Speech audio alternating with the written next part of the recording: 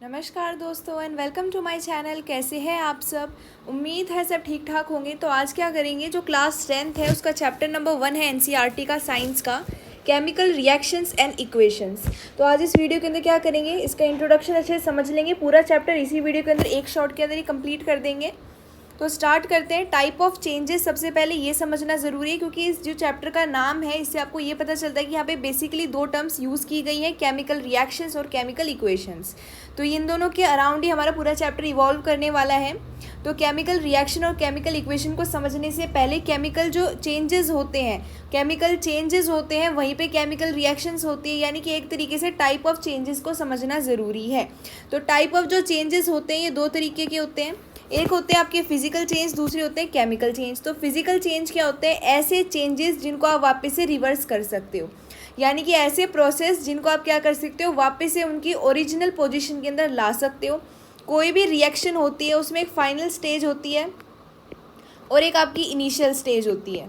Initial मतलब शुरू में वो कैसा था, कोई भी चीज़ है जिसका प्रोसेस हो रहा है वो पहले कैसा था और बाद में कैसा हो गया। अगर आप उस चेंज को पहले जैसा वापस कर सकते हो, वापस से उसको रिवर्स कर सकते हो, तो हम कहेंगे कि वहाँ पे कैसा चेंज हो रहा है, फिजिकल चेंज हो रहा है। अभी एग्जांपल के लिए जैसे आइस जो है H2O यानी कि वाटर के अंदर कन्वर्ट हो जाएगी। अब आपको पता है कि जो बर्फ़ है अगर पानी बन जाती है तो वापस से आप इस पानी को बर्फ़ बना सकते हो, यानी ये क्या हो गया, रिवर्सिबल प्रोसेस हो गया।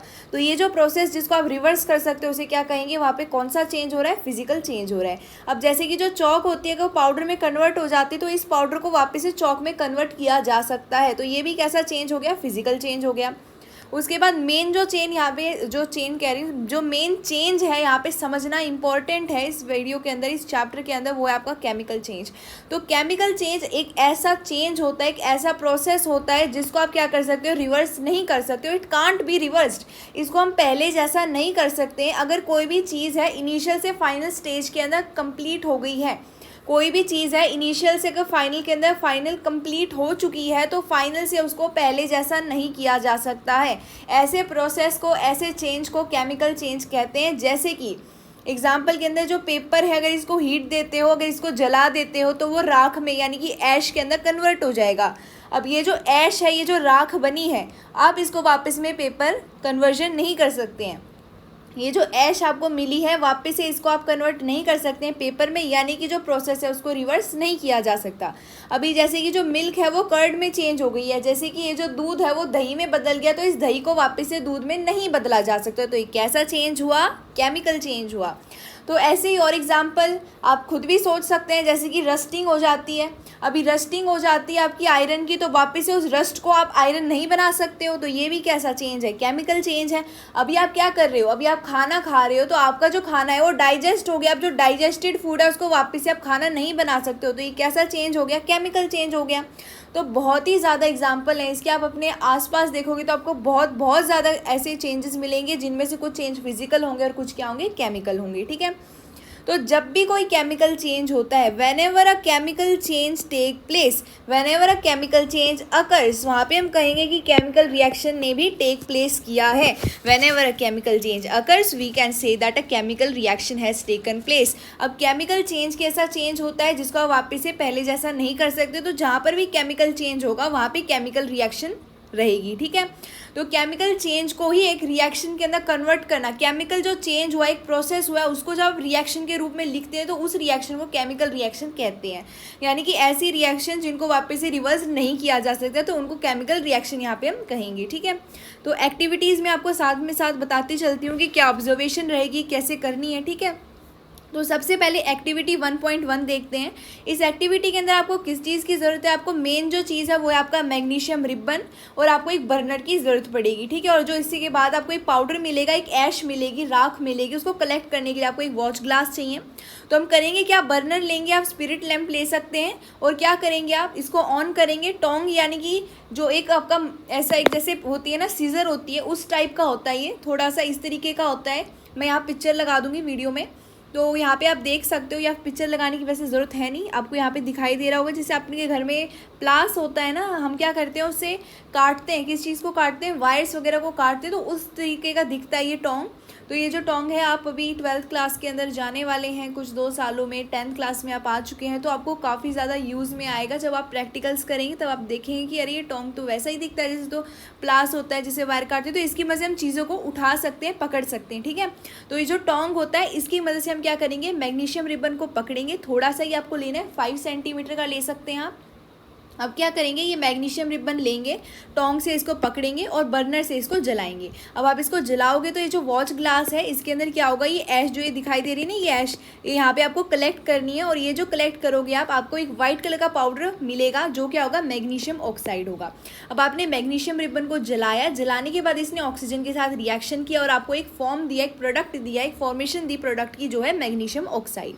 तो आपने यहाँ पे क्या किया, आपने बर्निंग किया है मैग्नीशियम रिबन की और आपको ऑब्टेन हुआ है मैग्नीशियम ऑक्साइड। तो यहाँ पे आपने क्या ऑब्जर्वेशन की है, आपने ये ऑब्जर्वेशन की है कि जब आपने मैग्नीशियम रिबन को जलाया है तो डेजलिंग लाइट फ्लेम से जला है।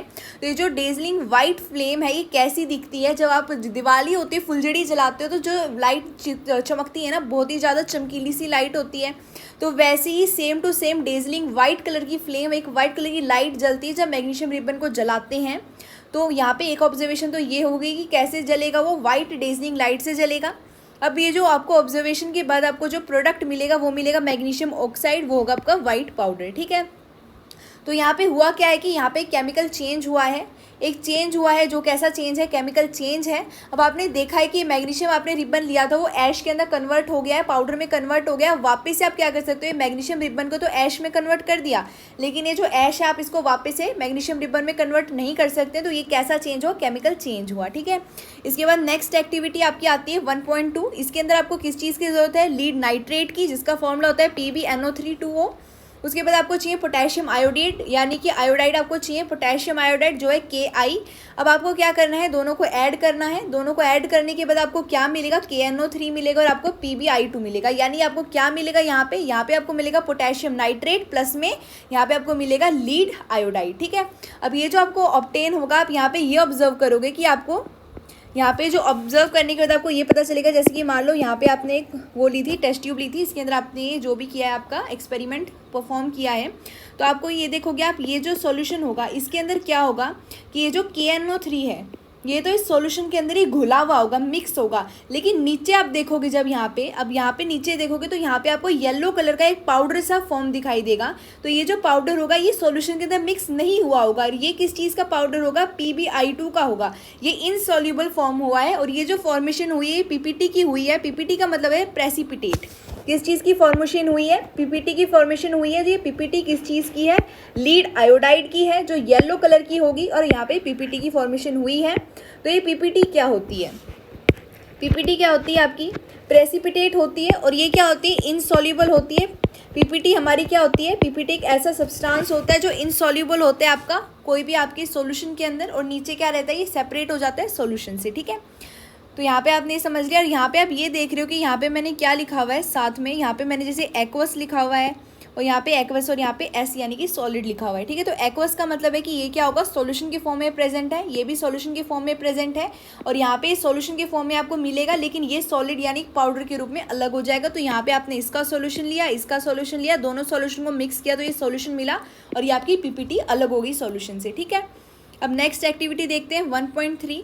तो ये जो एक्टिविटी है इसके अंदर आपने क्या ली है, आपने एक कॉनिकल फ्लास्क ली है। तो ये आपकी कॉनिकल फ्लास्क किस तरीके की है, अब आपने क्या करना है, आपको इसके अंदर कुछ जिंक के ग्रैन्यूल्स डालने हैं। क्या करने हैं, जिंक के ग्रैन्यूल्स डालने हैं। उसके बाद इसमें डाइल्यूट सल्फ्यूरिक एसिड डालना है। अब डाइल्यूट का मतलब ये होता है कि जो कंसंट्रेशन है इसके अंदर कुछ अमाउंट ऑफ वाटर भी प्रेजेंट है, यानी कि पूरा प्योर आपका एसिड नहीं है, इसको थोड़ा सा पानी के साथ मिक्स करके कम कंसंट्रेशन का बना दिया गया है, ठीक है।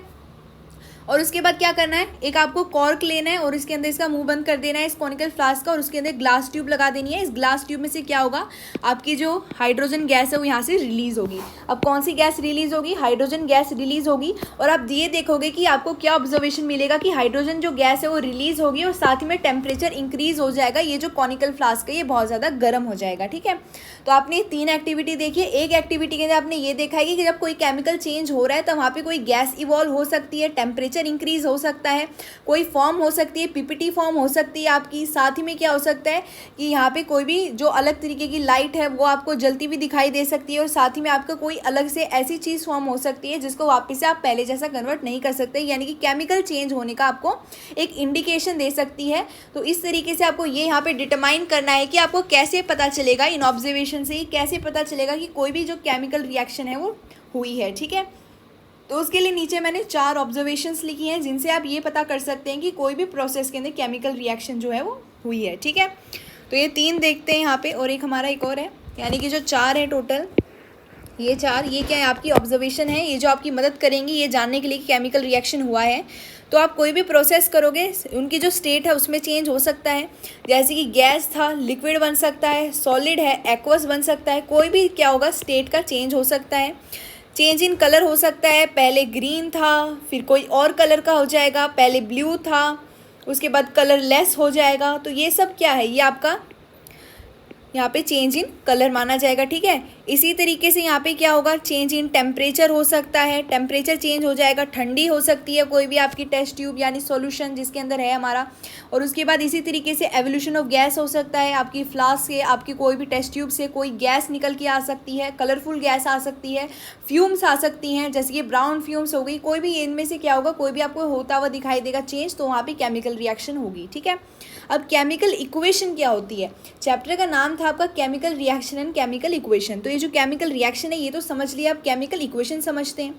तो केमिकल रिएक्शन जो है आपने समझ लिया, तो केमिकल जो रिएक्शन हुई है आपने ये तो समझ लिया, केमिकल रिएक्शन तो आप पहचान लोगे कि ये जो 4 ऑब्जर्वेशन है इनसे आपने पहचान लिया कि केमिकल रिएक्शन हुई है। अब ये जो केमिकल रिएक्शन हुई है इनका एक सिंबॉलिक रिप्रेजेंटेशन, यानी केमिकल रिएक्शन को रिप्रेजेंट करने के लिए एक जो तरीका होता है, आप इनको वर्ड की फॉर्म में ले सकते हैं, फॉर्मूले की फॉर्म में ले सकते हैं।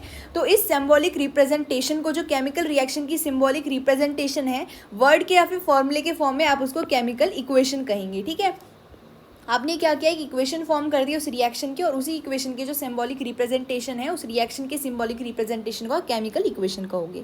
अब जैसे कि आपने क्या किया था, एक एक्टिविटी करी थी जिसके अंदर आपने मैग्नीशियम रिबन को यहाँ पे बर्न किया था।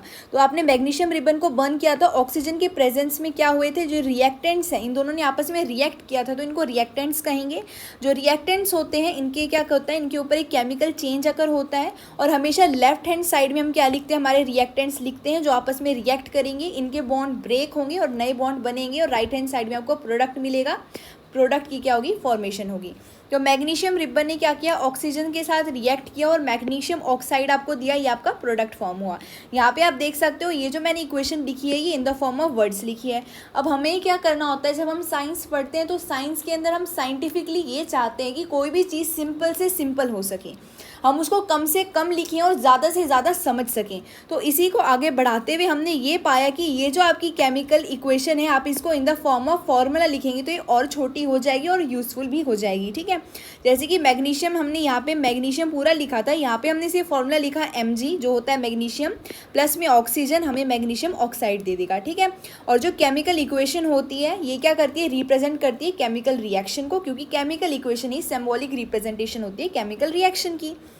उसके बाद आता है स्केलेटन केमिकल इक्वेशन। ठीक है, तो स्केलेटन केमिकल इक्वेशन क्या होता है, स्केलेटन का मतलब होता है कोई भी ढांचा। ठीक है, जैसे कि स्केलेटन कहते हैं, तो ये जो स्केलेटल होता है इसका मतलब ये होता है कि अभी हमने उसको स्ट्रक्चरली फॉर्म नहीं किया है, अभी वो क्या है, आधा अधूरा है। ठीक है, तो केमिकल इक्वेशन जब भी अनबैलेंस्ड होती है उस समय उस केमिकल इक्वेशन को आप स्केलेटल केमिकल इक्वेशन कहते हैं। A chemical equation which is unbalanced is called a skeletal chemical equation. ठीक है, शुरू में जो सबसे पहली इक्वेशन होती है जो बैलेंस्ड नहीं होती है उसको आप स्केलेटल केमिकल इक्वेशन कहते हैं। इसका मतलब ये क्या हुआ कि अनबैलेंस्ड है, वो अनबैलेंस्ड का मतलब है कि जो मास होगा दोनों साइड में इक्वेशन के वो क्या होगा, सेम नहीं होगा।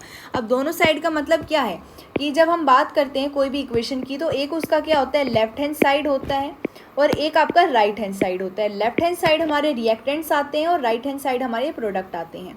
तो दोनों साइड यानी कि लेफ्ट हैंड साइड और राइट हैंड साइड का जब मास क्या होता है, इक्वल नहीं होता है, उस समय जो इक्वेशन होती है वो अनबैलेंस्ड होती है। जैसे कि यहाँ पे लेफ्ट हैंड साइड में मैग्नीशियम प्लस में ऑक्सीजन है और यहाँ पे राइट हैंड साइड में MgO है।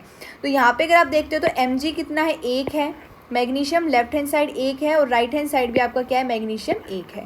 यहाँ पे राइट हैंड साइड देखेंगे तो एक ऑक्सीजन है और यहाँ पे देखेंगे तो 2 ऑक्सीजन है। तो यहाँ पे आप देख रहे हो कि जो मास है वो क्या है, सेम नहीं है, यानी कि ये जो इक्वेशन दिखाई दे रही है ये आपकी अनबैलेंस्ड केमिकल इक्वेशन है। अब अगर ये अनबैलेंस्ड है तो क्या हम कोई किसी तरीके से, कोई प्रोसेस से इसको बैलेंस कर सकते हैं? तो हाँ, हम इसको बैलेंस कर सकते हैं और हम आगे सीखेंगे।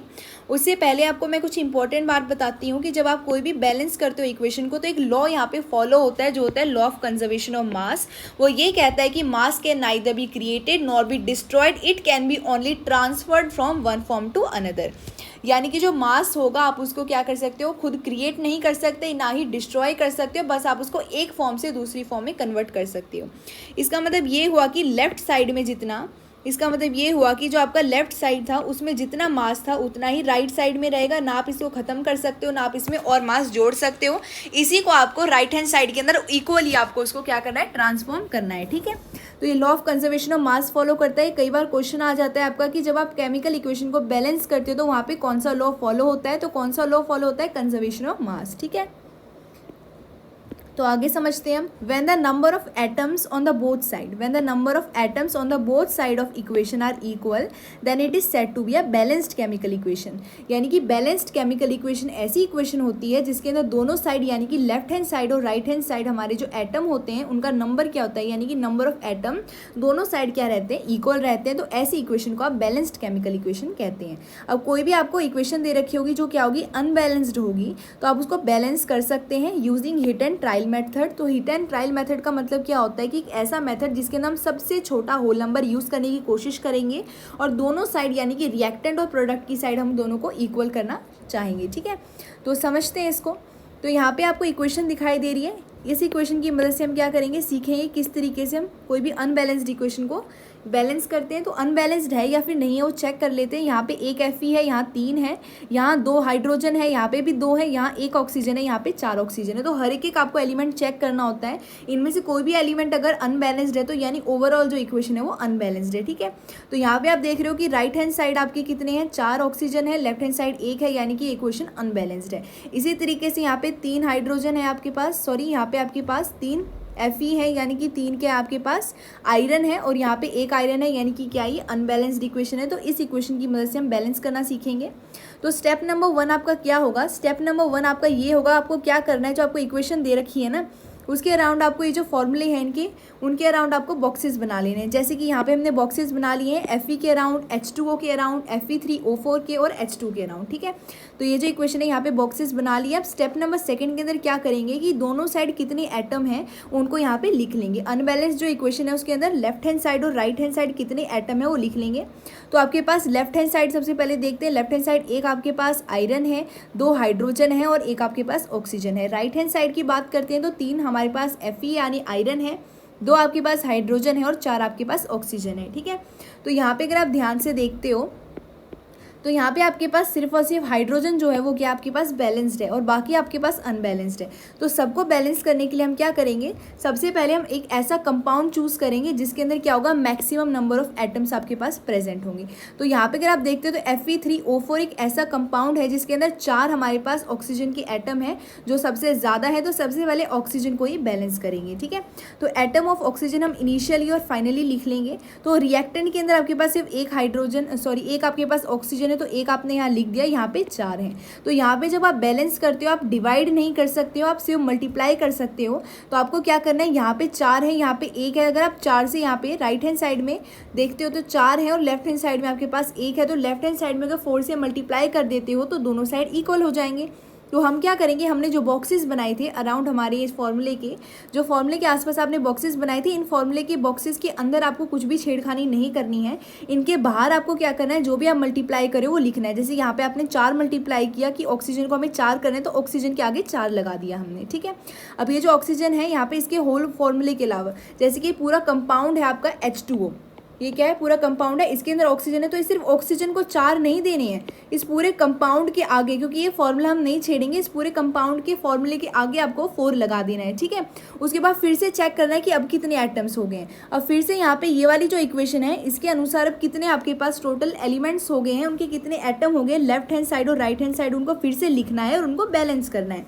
तो अब यहाँ पे देखेंगे एक आपके पास कितना है, एक है आपके पास Fe यानी कि आयरन, और 8 आपके पास हाइड्रोजन हो गए। यहाँ पे जब आपने 4 लगाया ना तो 4 इंटू में 2 करोगे तो यहाँ पे 8 आपके पास हाइड्रोजन हो जाएंगे, यहाँ पे 2 रहेंगे, यहाँ पे 4 और 4, ये आपने बैलेंस करिए तो ऑक्सीजन तो आपका बैलेंस्ड हो गया है। ठीक है, अब आपको ये देखना है कि इनको बैलेंस कैसे करें। यहाँ पे 3 है आपके पास, यहाँ 1 है तो 3 से मल्टीप्लाई कर देंगे, यहाँ पे 2 था, यहाँ पे 8 था तो यहाँ पे 4 से मल्टीप्लाई कर देंगे। अब फिर से वही करेंगे कि ये जो फॉर्मूले हैं इनके बॉक्सेस के अंदर कुछ भी छेड़खानी नहीं करेंगे, इनके बाहर क्या करेंगे, जो आपने मल्टीप्लाई किया उनको लिख देंगे और फिर लास्ट में आपके पास ये रहेगा स्टेप कि आपको क्या करने हैं, दोनों साइड ये जो बॉक्स है वो हटा देने हैं। उसके बाद दोनों साइड क्या करना है, जो इक्वेशन आपने बैलेंस की है उसमें कितने एटम हो गए हैं एलिमेंट्स के वो काउंट करने हैं। ठीक है, तो यहाँ पे 3 आपके पास Fe हो गए, यहाँ पे भी 3 हो गए हैं, यहाँ पे 8 आपके पास हाइड्रोजन हो गए, यहाँ पे भी 8 हो गए, यहाँ पे 4 आपके पास ऑक्सीजन हो गए और यहाँ पे भी 4 हो गए। यानी कि ये जो इक्वेशन है वो आपकी बैलेंस्ड हो गई है। ठीक है, अब स्टेप नंबर 6 के अंदर आप क्या कर सकते हो कि ये जो आपकी इक्वेशन है बैलेंस्ड केमिकल इक्वेशन, इसके अंदर इनकी फिजिकल स्टेट को आप यहाँ पे लिख सकते हो, दर्शा सकते हो। अगर कोई भी आपका जो एलिमेंट है वो गैशियस है तो आपको G लिखना है, लिक्विड है तो L लिखना है, एक्वस है यानी कि वो क्या है, रिएक्टेंट या फिर प्रोडक्ट जो भी है वो सॉल्यूशन के फॉर्म में प्रेजेंट है, उसने क्या किया है, वाटर के साथ एक सॉल्यूशन फॉर्म किया हुआ है, और वो सॉलिड है तो S का यूज़ करेंगे। तो हमने यहाँ पे लिख दिया है, जैसे कि आप देख सकते हो यहाँ पे ये जो इक्वेशन है इसके अंदर हमने इनकी फिजिकल स्टेट को डिटरमाइन कर दिया है। आयरन हमारा सॉलिड है, वाटर हमारा गैस हमने इसलिए लिखा है क्योंकि यहाँ पे जो वाटर यूज़ किया है in the form of steam है, यानी कि वेपर के फॉर्म में है, गैशियस फॉर्म में है। और हमारा Fe3O4 यानी कि हमारा जो आयरन हमारा ऑक्साइड है वो हमारा सॉलिड है, फिर हमारी हाइड्रोजन गैस है। ठीक है, तो यहाँ पे आपने पूरी इक्वेशन को बैलेंस्ड कर दिया है विद स्टेप। ठीक है, अब नेक्स्ट आपको ये इंपॉर्टेंट बात बताती हूँ कि जब भी कोई रिएक्शन होती है तो रिएक्टेंट क्या होते हैं, प्रोडक्ट में फॉर्म हो जाते हैं। तो ये जो एरो हम यूज़ करते हैं, अगर ये जो रिएक्शन है वहाँ पे कोई टेम्परेचर आप यूज़ कर रहे हो फर्दर, मतलब बाहर से कोई टेम्परेचर दे रहे हो, कोई प्रेशर लगा रहे हो या फिर कैटलिस्ट लगा रहे हो, तो आप इन एरो के ऊपर लिख सकते हो। ठीक है, तो कैटलिस्ट क्या होता है, कैटलिस्ट एक ऐसा सब्सटेंस होता है जिसकी करने के बाद, जिसका यूज़ करने के बाद आप जो रिएक्शन होती है उसको फास्ट कर सकते हो। ठीक है, यानी कि जो रिएक्शन है उसकी स्पीड बनाने के लिए हम क्या करते हैं, कैटलिस्ट का यूज़ करते हैं। उसके बाद हम क्या समझते हैं, उसके बाद हम समझेंगे हमारी टाइप ऑफ केमिकल रिएक्शंस। तो केमिकल रिएक्शन में होता क्या है, जो बॉन्ड होते हैं वो ब्रेक होते हैं, रिएक्टेंट जो होते हैं उनके बॉन्ड ब्रेक होते हैं और उसके बाद क्या होते हैं, नए बॉन्ड बनते हैं ताकि क्या हो सके, नए सब्सटेंसेस प्रोड्यूस हो सके। जो एटम होते हैं उनके बॉन्ड ब्रेक होते हैं और नए बॉन्ड बनते हैं ताकि नए सब्सटेंसेस प्रोड्यूस हो सकें। तो यही होती है टाइप ऑफ केमिकल रिएक्शंस के अंदर। अब अलग अलग तरीके से ब्रेकिंग होती है बॉन्ड की और अलग तरीके से उनकी फॉर्मेशन होती है। तो उनके हिसाब से हमने क्या किया, रिएक्शंस को अलग अलग हिस्सों में बांटा है, तो इनको समझते हैं। तो पहली आपकी टाइप आती है केमिकल रिएक्शन की, वो आती है आपकी कम्बिनेशन रिएक्शन। नाम क्या है कि कुछ चीज़ कंबाइन हो रही है, यानी कुछ चीज़ मिलकर क्या कर रही है, बहुत सारी चीज़ें मिल रही हैं और एक चीज़ बना रही हैं। तो एक ऐसी रिएक्शन जिसके अंदर क्या होता है, सिंगल प्रोडक्ट बनता है दो या फिर दो से ज़्यादा रिएक्टेंट से, दो या फिर दो से ज़्यादा रिएक्टेंट कंबाइन होते हैं और एक सिंगल प्रोडक्ट बनाते हैं। उस इक्वेशन को, उस रिएक्शन को आप क्या कहते हो, कम्बिनेशन रिएक्शन कहते हो। अब एक्टिविटी 1.4 देखते हैं। इसके अंदर आप क्या करोगे, इस रिएक्शन के अंदर, मतलब इस रिएक्शन को करने के लिए इस एक्टिविटी के अंदर आप क्या करोगे, कैल्शियम ऑक्साइड जिसे आप क्विक लाइम भी कहते हो वो लोगे और आप क्या करोगे, इसके अंदर धीरे धीरे वाटर को ऐड करोगे और उसके बाद ऑब्जर्व करोगे कि हो क्या रहा है। ठीक है, हमने एक बीकर लिया, बीकर के अंदर हमने जो आपकी कैल्शियम ऑक्साइड है उसको डाला, एक पाउडर के फॉर्म में आती है और ये सॉलिड के फॉर्म में भी आती है और उसके बाद आपको धीरे धीरे इसके अंदर वाटर ऐड करना है और उसके बाद ऑब्जर्व करना है। आप ये देखोगे कि जो टेम्परेचर वो इंक्रीज हो गया है, ये बीकर क्या हो जाएगा, गर्म हो जाएगा और आप देखोगे कि स्लेक्ड लाइम फॉर्म होगा। स्लेक्ड लाइम का मतलब है चूना, जो दीवारों पर करते हैं ना सफ़ेद रंग का चूना, वो फॉर्म हो जाएगा। और ये फॉर्म कब होगा, जब कैल्शियम ऑक्साइड और आपका वाटर क्या करेंगे, रिएक्ट करेंगे। ठीक है, और जो स्लेग लाइम होता है ये चूना होता है, इससे दीवारों की जो सफ़ेदी होती है वो की जाती है। अब केमिकल फॉर्मूला जो मार्बल होता है उसका भी फॉर्मूला क्या होता है, CaCO3 होता है। अब यहाँ पे हुआ क्या कि जो कैल्शियम हाइड्रोक्साइड है, जब उसने कार्बन, जो आपके पास कार्बन होती है, कार्बन डाइऑक्साइड, उसके साथ जब रिएक्ट किया है तब आपको कैल्शियम कार्बोनेट और प्लस में वाटर मिला है। ठीक है, अब ये जो कैल्शियम कार्बोनेट होता है इसी की मदद से क्या होता है, जो आपकी सफ़ेदी करने के बाद शाइनी लुक आता है आपकी दीवारों पर। अब कुछ एग्जांपल देख लेते हैं कम्बिनेशन रिएक्शन की। अब जो कम्बिनेशन रिएक्शन है, दो से ज़्यादा आप क्या कर सकते हो, कोई भी रिएक्टेंट ले सकते हो और सिंगल प्रोडक्ट की फॉर्मेशन होनी चाहिए। अब बर्निंग ऑफ कोल की बात करते हैं। आप देख रहे हो कि यहाँ पे कार्बन और जो ऑक्सीजन है दोनों यहाँ पे क्या होंगे, रिएक्टेंट का काम करेंगे, एक सिंगल प्रोडक्ट देंगे जो है आपका कार्बन डाइऑक्साइड। इसी तरीके से वाटर की फॉर्मेशन होगी using hydrogen and oxygen gas. अब होगा क्या, हाइड्रोजन और ऑक्सीजन मिलेंगी और उसके बाद आपके पास जो वाटर है उसको फॉर्म करेंगी। अब जो रिएक्शन है इसके अंदर भी जैसे मैंने आपको बताया कि जो बीकर होगा गर्म हो जाएगा, यानी हीट जो होगी वो निकली है तभी तो कुछ गर्म हुआ है ना। तो रिएक्शन भी दो तरीके की होती है, एक आपकी एक्सोथर्मिक होती है, दूसरी एंडोथर्मिक होती है। अब याद कैसे रखें, दोनों का एक जैसा नाम है, तो एक्स यहाँ पे लिखा हुआ है ई एक्स, तो एक्स का मतलब होता है एग्जिट यानी कि बाहर निकलना। तो रिएक्शन में क्या होगा, हीट जो होगी बाहर निकलेगी। अब एंडोथर्मिक का मतलब है कि यहाँ पे क्या होगी, एंटर हो जाएगी हीट, ई एन है यहाँ पे तो एंटर ले सकते हो, यानी कि हीट जो होगी वो आपकी एनर्जी होगी वो एब्जॉर्ब होगी, ठीक है। अब नेक्स्ट जो सेकंड टाइप होती है रिएक्शन की वो है आपकी डीकम्पोजिशन रिएक्शन। डीकम्पोज होना यानी कि छोटे छोटे टुकड़ों में बट जाना। अब होगा क्या कि कोई भी ऐसी रिएक्शन जिसके अंदर सिंगल रिएक्टेंट टुकड़ों में बट जाएगा, ब्रेक हो जाएगा, ताकि वो छोटे छोटे सिंपलर प्रोडक्ट दे सके, उस रिएक्शन को आप डीकम्पोजिशन रिएक्शन कहोगे, ठीक है। तो जब भी कोई भी डीकम्पोजिशन रिएक्शन होती है यूजिंग हीट, जब भी हीट की मदद से डीकम्पोजिशन रिएक्शन होती है तब उसको थर्मल डीकम्पोजिशन कहते हैं, यानी कि हीट की मदद से क्या हुआ है, रिएक्टेंट छोटे छोटे टुकड़ों में प्रोडक्ट के अंदर फॉर्म हुए हैं, ठीक है। तो नेक्स्ट एक्टिविटी देखते हैं जो है एक्टिविटी 1.5। इस एक्टिविटी में आपको क्या करना है, 2 ग्राम आपको फेरस सल्फेट लेनी है और आपको क्या करना है, फेरस सल्फेट के क्रिस्टल लेने हैं और उसको ड्राई बॉइलिंग ट्यूब के अंदर लेना है। अब ये जो फेरस सल्फेट है ये आपके ग्रीन कलर के होते हैं। अब आपको क्या करना है, इस ट्यूब को, आपको ये जो बॉइलिंग ट्यूब है आपको इसको हीट करना है और उसके बाद आपको कलर ऑब्जर्व करना है कि क्रिस्टल का आफ्टर हीटिंग क्या हो जाएगा, ठीक है। तो आप ये ऑब्जर्व करोगे कि इसका कलर क्या हो जाएगा, चेंज हो जाएगा और साथ ही में जो स्मेल है सल्फर के जलने की वो आपको आने लग जाएगी। तो ये आपका ऑब्जर्वेशन हो जाएगा। अब आप ये देखोगे कि जो आपने फेरस सल्फेट लिया था, जब आपने इसको हीट किया तब आप ये देखोगे आपको फेरिक ऑक्साइड मिला और साथ ही में आपको सल्फर यहाँ पे मिला है, ठीक है। सल्फर डाइऑक्साइड और सल्फर ट्राइऑक्साइड आपको मिला है। अब इसी तरीके से अब होता क्या है कि जो जैसे क्विक लाइम होगी आपकी, कैल्शियम ऑक्साइड जो हो गया, अब ये जो क्विक लाइम है आप क्या करते हो, ये जो क्विक लाइम है ये आपको मिलती कब है, जब लाइम स्टोन जो होता है CaCO3 जब इसको हीट देते हो आप, तब आपका ये टुकड़ों में बढ़ जाता है, आपको क्विक लाइम प्लस में कार्बन डाइऑक्साइड मिलती है, ठीक है। अब एक्टिविटी 1.6 देखते हैं। ये जो मैंने आपको बताया था ये एग्जाम्पल था डीकम्पोजिशन रिएक्शन का। इसके अंदर क्या हुआ, एक जो आपका रिएक्टेंट था ये डीकम्पोज हुआ है और इसने आपको 2 से ज़्यादा या फिर 2 आपको प्रोडक्ट दिए हैं। अब नेक्स्ट एक्टिविटी है 1.6। इसके अंदर आपको 2 ग्राम लीड नाइट्रेट चाहिए। बॉइलिंग ट्यूब के अंदर लीड नाइट्रेट लेंगे 2 ग्राम, इसका पाउडर लेंगे और आपको क्या करना है, टोंग से इसको पकड़ना है बॉइलिंग ट्यूब को और उसके बाद इसको हीट करना है। आप ऑब्जर्वेशन में ये देखोगे कि जो ब्राउन कलर की फ्यूम्स है, ब्राउन कलर की वेपर्स जैसी हैं वो निकलेंगी, जो किसकी होगी, यहाँ पे आपके पास NO2 की वो होंगी, ठीक है। तो आपको ये समझना यहाँ पे ज़रूरी है कि यहाँ पे ये जो नाइट्रोजन डाइऑक्साइड आपके पास निकली है ये ब्राउन फ्यूम्स के अंदर निकली है, यानी कि यहाँ पे भी केमिकल चेंज हुआ है जिसने आपको ये इंडिकेट किया है ब्राउन फ्यूम ने कि यहाँ पे क्या हुआ, एक रिएक्शन टेकन प्लेस हुई है। जैसे कि आपने क्या किया, लीड नाइट्रेट ली, आपने इसको हीट किया, तब आपको छोटे छोटे प्रोडक्ट्स मिलेंगे, टुकड़ों के अंदर सिंपलर प्रोडक्ट मिलेंगे, जैसे आपको लीड ऑक्साइड मिलेगा, आपको नाइट्रोजन ऑक्साइड मिलेगा और साथ ही में आपको क्या मिलेगा, यहाँ पे ऑक्सीजन भी मिलेगा। अब एक्टिविटी नेक्स्ट जो है वो आपकी 1.7 है। तो ये हम क्या देख रहे हैं, अभी डीकम्पोजिशन रिएक्शन के कुछ एग्जाम्पल देख रहे हैं। नेक्स्ट है आपका इलेक्ट्रोलिसिस ऑफ वाटर। तो इलेक्ट्रोलिसिस क्या होता है, सबसे पहले इलेक्ट्रोलिसिस होता है ये एक प्रोसेस होता है जिसके अंदर आप इलेक्ट्रिसिटी का यूज़ करते हो कि आप जो वाटर है आप उसको ऑक्सीजन और हाइड्रोजन के अंदर डीकम्पोज कर सको। यानी इलेक्ट्रिसिटी की मदद से वो जो वाटर होता है H2O, इसके अंदर आप हाइड्रोजन और ऑक्सीजन को अलग अलग कर सको, ठीक है। तो आपको क्या करना है, एक मग लेना है और इस मग के अंदर आपको नीचे 2 छेद करने हैं और उसके बाद में टेस्ट ट्यूब्स लगा देनी है। अभी जो टेस्ट ट्यूब्स होगी इनके अंदर आपको जो आपके इलेक्ट्रोड्स होते हैं वो भी लगा देने हैं। ये जो इलेक्ट्रोड होंगे ये क्या होंगे, आपके इनर्ट मेटल के होंगे, ताकि ये अपना कुछ कंट्रीब्यूशन ना दें यहाँ पे रिएक्शन के अंदर। फिर आपको क्या करना है, जो टेस्ट ट्यूब है इनको उल्टा करके रखना है और इनसे तार कनेक्ट करने हैं, एनोड और कैथोड लगाना है। 6 वोल्ट की आपने बैटरी यहाँ पे चूज़ कर ली है, ठीक है। आप जैसे ये चालू करोगे आप देखोगे कि एनोड की साइड तो आपकी ऑक्सीजन निकलनी स्टार्ट हो जाएगी और आपके पास यहाँ पे कैथोड की साइड आपको ये देखोगे जो पॉजिटिव वाला आपका होता है ना, पॉजिटिव वाला टर्मिनल होता है, वहाँ पे आप देखोगे कि हाइड्रोजन गैस इवॉल्व होना स्टार्ट हो जाएगी, ठीक है। तो जो हाइड्रोजन होगी वो डबल अमाउंट के अंदर होगी और जो ऑक्सीजन होगी वो इससे डबल अमाउंट में नहीं होगी, इससे कम होगी। हाइड्रोजन क्या होगी, ट्वाइस होगी हमारी ऑक्सीजन से।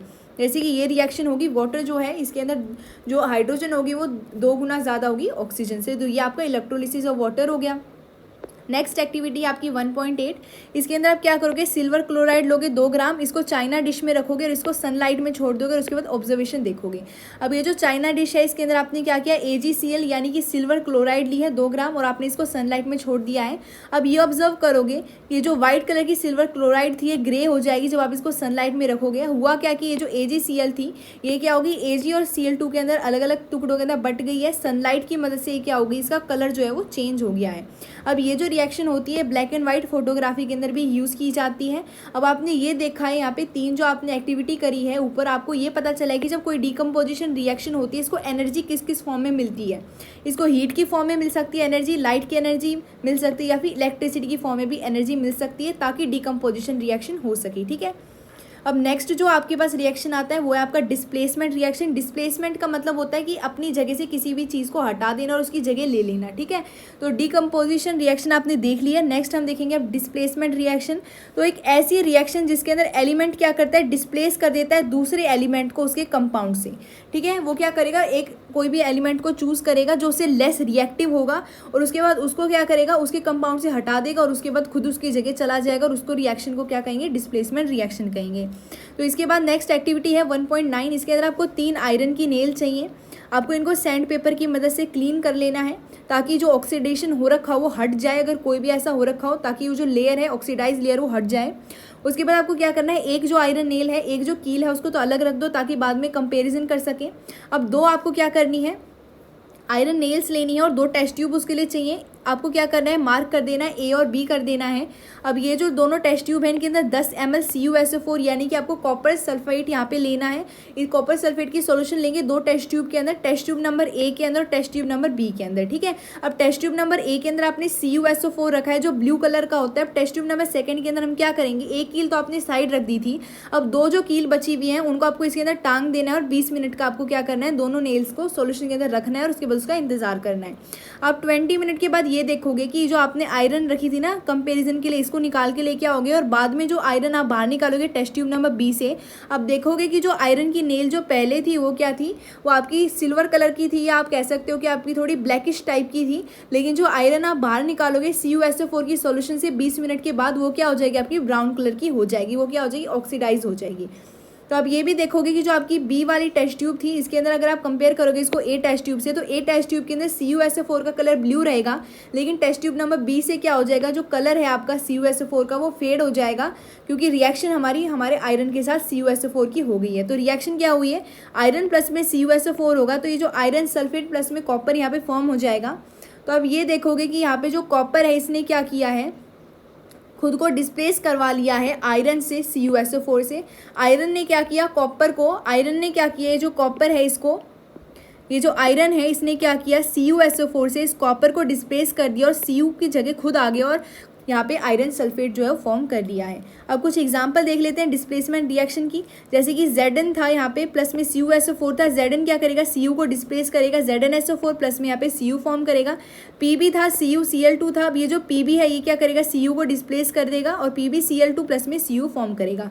तो वही एलिमेंट दूसरे एलिमेंट को डिस्प्लेस कर सकता है, जो ज़्यादा रिएक्टिव होगा वही दूसरे को डिस्प्लेस करता है। ठीक है, अब 4 टाइप देखते हैं यहाँ पे रिएक्शन का, जो है डबल डिस्प्लेसमेंट रिएक्शन। तो आपने डिस्प्लेसमेंट रिएक्शन तो देख लिया, अभी डबल डिस्प्लेसमेंट रिएक्शन क्या होती है, ऐसी रिएक्शन जिसके अंदर क्या होता है, एक्सचेंज ऑफ आयंस होता है। उसके अंदर क्या था, एक्सचेंज ऑफ एलिमेंट था, इसके अंदर क्या होगा, आयंस का यहाँ पे क्या होगा, डिस्प्लेसमेंट होगा रिएक्टेंट्स के बीच में। अब यहाँ पे क्या था, वहाँ पे क्या था, जो रिएक्टेंट थे उनके बीच में क्या हो रहा था आपका, यहाँ पे जैसे कि जो रिएक्टेंट थे इन्होंने क्या किया था, एलिमेंट्स को डिस्प्लेस किया था कंपाउंड से, लेकिन अब की बार रिएक्टेंट्स क्या करेंगे, एक्सचेंज करेंगे आयंस का। तो ऐसी रिएक्शन को आप डबल डिस्प्लेसमेंट रिएक्शन कहते हैं। इसको भी समझने के लिए कुछ एक्टिविटीज़ देखते हैं। आपने एक्टिविटी 1.10 के अंदर क्या करना है, 1.10 एक्टिविटी है, इसके अंदर 3 ml लेना है आपको Na2SO4 जो है सोडियम सल्फेट, टेस्ट ट्यूब के अंदर लेना है, इसका सोल्यूशन फॉर्म में लेना है, सोडियम सल्फेट का एक सोल्यूशन लेना है टेस्ट ट्यूब में। अब एक और टेस्ट ट्यूब लेनी है, इसके अंदर भी 3 ml क्या लेना है, बेरियम क्लोराइड का यानी BaCl2 का दूसरी टेस्ट ट्यूब के अंदर सोल्यूशन लेना है। अब दोनों को मिक्स कर देना है। जब आप दोनों को मिक्स करोगे तब आप ये देखोगे कि यहाँ पे क्या होगा, एक पीपीटी फॉर्म होगी। मैंने आपको बताया था प्रेसिपिटेट क्या होता है, पीपीटी हमारा एक ऐसा सब्सटेंस होता है जो क्या होता है आपका इनसॉल्युबल होता है वाटर के अंदर, तो वाइट आपको यहाँ पे पीपीटी मिलेगी। अब होगा क्या यहाँ पे रिएक्शन के अंदर, मैं आपको बताती हूँ आगे। ये रिएक्शन होगी, सोडियम सल्फेट प्लस में बेरियम क्लोराइड करोगे तो बेरियम सल्फेट आपको पीपीटी मिल जाएगी वाइट कलर की, और सोडियम क्लोराइड आपका जो नमक होता है, आपको पता है जो नमक होता है वो पानी के अंदर मिल जाता है, तो ये सॉल्यूशन के अंदर ही मिला रहेगा, लेकिन पीपीटी जो होगी व्हाइट कलर का पाउडर फॉर्म होगा BaSO4 यानी बेरियम सल्फेट का। ठीक है, तो ऐसी कोई भी रिएक्शन जिसके अंदर जो आपकी प्रेसिपिटेट होती है वो क्या होती है, फॉर्म होती है, उसको आप प्रेसिपिटेशन रिएक्शन कहते हैं, यानी पीपीटी जिसमें फॉर्म होगी उस रिएक्शन को प्रेसिपिटेशन रिएक्शन कहेंगे। ठीक है, तो ये आपकी रिएक्शन होगी। अब ये जो रिएक्शन हुई थी डबल डिस्प्लेसमेंट रिएक्शन थी, अब हुआ क्या था कि यहाँ पे जो रिएक्टेंट्स थे इन्होंने क्या किया था, यहाँ से आपका ये वाला जो SO4 आयन आया था, SO4 2- आयन आया था और यहाँ से Ba2+ आयन आया था, दोनों ने मिलकर क्या किया था, डिस्प्लेसमेंट की थी, डबल डिस्प्लेसमेंट, आयन्स का एक्सचेंज हुआ था जिसकी वजह से PPT फॉर्म हुई थी और आपका सोडियम क्लोराइड फॉर्म हुआ था। ठीक है, अब नेक्स्ट टॉपिक आता है आपका ऑक्सीडेशन एंड रिडक्शन। तो ऑक्सीडेशन यहाँ पे हम देख रहे हैं कहीं ना कहीं ऑक्सीजन से रिलेटेड है, तो ठीक है, तो इसको समझते हैं। तो इसके लिए भी एक्टिविटी 1.11 करते हैं। इसके अंदर आपको क्या करनी है, एक चाइना डिश लेनी है और 1 ग्राम कॉपर पाउडर लेना है। अब क्या करना है, जो चाइना डिश है इसके अंदर 1 ग्राम कॉपर पाउडर रखना है और उसके बाद इसको हीट करना है। जब आप इसको हीट करोगे तब वहाँ पे ऑक्सीडेशन होगा। अब ऑक्सीडेशन होने के बाद क्या होगा, जो कॉपर का पाउडर था वो काले रंग का हो जाएगा। पहले ये ब्राउन था, जो ब्राउन कलर का जो आपका कॉपर था, इसने क्या किया, ऑक्सीजन के साथ रिएक्शन करी जब इसको हीट किया गया, उसके बाद इसने काले रंग की ऑक्सीडाइज होने के बाद CuO आपके फॉर्म करिए, यानी कि कॉपर ऑक्सीडाइज फॉर्म करिए, इसका पाउडर फॉर्म किया है ऑक्सीडेशन के बाद जो ब्लैक कलर का है। अगर आप क्या करोगे, ये जो रिएक्शन हुई है अगर इसके अंदर आप हाइड्रोजन गैस को पास करवा दोगे, अभी आपने ऑक्सीजन गैस पास करवाई थी तब ये काला हो गया था, लेकिन अब ये जो काला हो गया है इसके अंदर आप हाइड्रोजन गैस पास करवा दोगे तो आपको क्या मिलेगा, वापस से जो रिएक्शन है वो रिवर्स हो जाएगी और वापस से आपको कार्बन जो आपका था, मतलब सॉरी, जो आपको कॉपर था वो क्या करेगा, वाटर के साथ आपको मिल जाएगा। जैसे कि आपने क्या किया, यहाँ पे हाइड्रोजन पास करवा दिया, हीट किया फिर से, अब आपको क्या मिलेगा, वापस से यहाँ पे ब्राउन कलर का जो आपको कॉपर था वो वापस से ऑब्टेन हो जाएगा। ठीक है, अब ऑक्सीडेशन के अंदर होता क्या है कि ऑक्सीजन का तो गेन होता है लेकिन लॉस होता है हाइड्रोजन का। अब रिडक्शन के अंदर उल्टा हो जाता है, लॉस होता है ऑक्सीजन का और गेन होता है हाइड्रोजन का। ठीक है, तो और ऐसी कोई भी रिएक्शन जिसके अंदर ऑक्सीडेशन और रिडक्शन क्या होता है, साइमल्टेनियसली, यानी कि लगातार साथ साथ में ऑक्सीडेशन भी होगा, रिडक्शन भी होगा, ऐसी रिएक्शन को आप ऑक्सीडेशन रिडक्शन रिएक्शन कहते हैं, सिंपली इसको रिडॉक्स रिएक्शन भी कह सकते हैं। अभी रिडॉक्स ही क्यों कहते हैं, क्योंकि जो रिडक्शन होता है इससे हम RED ले लेते हैं और ऑक्सीडेशन से आप OX ले लेते हो, तो दोनों को मिला के क्या बनता है, आपका रिडॉक्स रिएक्शन बनता है। तो रिडॉक्स रिएक्शन ऐसी रिएक्शन होती है जिसके अंदर क्या होता है, साथ ही में ऑक्सीडेशन भी होता है और रिडक्शन भी होता है। तो इसके अंदर होता क्या है कि एक रिएक्टेंट तो ऑक्सीडाइज हो जाता है, दूसरा रिएक्टेंट रिड्यूस हो जाता है। अब एग्जाम्पल देखते हैं, जैसे कि ये रिएक्शन दे रखी है CuO प्लस में H is equal to Cu plus में H2O। अब यहाँ पे ऑक्सीजन था, यहाँ ऑक्सीजन नहीं है, तो इसका क्या हो गया, रिडक्शन हो गया क्योंकि लॉस ऑफ यहाँ पे ऑक्सीजन हो गया। यहाँ H था, यहाँ पे O भी आ गया, यानी ऑक्सीडेशन हो गया क्योंकि यहाँ पे गेन ऑफ ऑक्सीजन हो गया।